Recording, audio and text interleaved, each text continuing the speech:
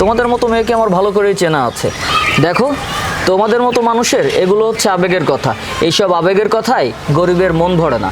আমি হচ্ছে গরিব ছোটলোক খ্যাত, আমার বাপ হচ্ছে রিক্সা চালায়, আর আমাকে এই অবস্থায় দেখেছো না?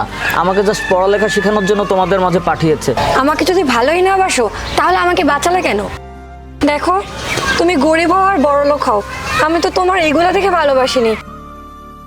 না, আমি তোমাকে ভালোবাসি না।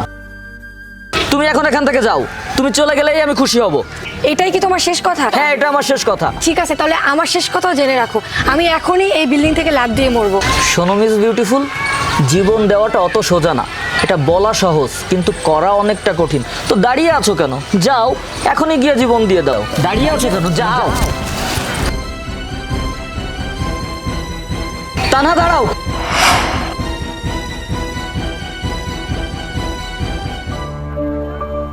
কোথায় যাচ্ছ? বলেছি না আমি এই জীবন রাখবো না, আমি তোমাকে ভালোবাসি, এটা আজকে আমি প্রুফ করেই ছাড়বো। তুমি সত্যি আমাকে ভালোবাসো? আমি সত্যি তোমাকে অনেক ভালোবাসি।